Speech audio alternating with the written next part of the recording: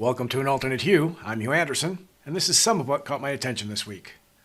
Well, now that we've got the post-pandemic shutdown bull market rally firmly in the bank, let's check in with my dusty crystal ball to see what happens in year 2 of that kind of recovery from an economic shock. Apparently, the trend remains your friend, just lacking the same trajectory as year 1. Perhaps, though, it might not be prudent to increase one's borrowing to buy stocks by almost 50% at the present time, but borrow and speculate they will. According to a Yahoo Finance Harris poll, 28% of Americans bought into the viral stampede into a bunch of those stocks that went up hundreds of percent an hour just in January. The median investment, according to the poll, was just $150.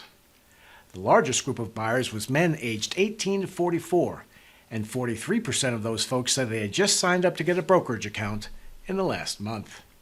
What could go wrong? And now for some good news. Healthcare costs dropped for the first time in history in 2020. But of course, Captain Buzzkill must deliver the bad news component. The drop occurred largely due to deferred maintenance or outright avoidance of needed attention. As the economy reopens, the fallout from this neglect will become all too apparent.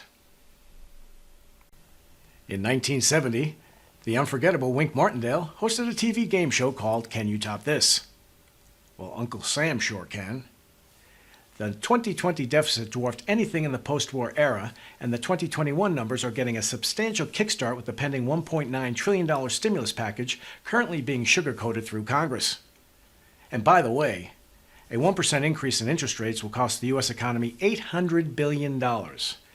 And we're worried about trillion-dollar deficits? Hat tip to Dave Rosenberg.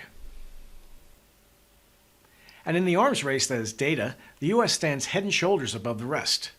This first chart shows just how much real estate is dedicated to the infrastructure required to house data. And this chart shows just how much intergalactic real estate is dedicated to data storage and transmission. Of course, some of these satellites are for getting you that download of Caddyshack, but some may be in place for other purposes. George Friedman, the geopolitical forecaster, contends that future major military conflicts will be carried out in space. Better back up that computer.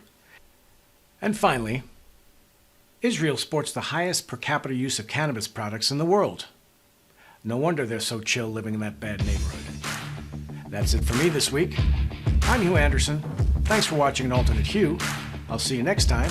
Stay healthy and stay prosperous.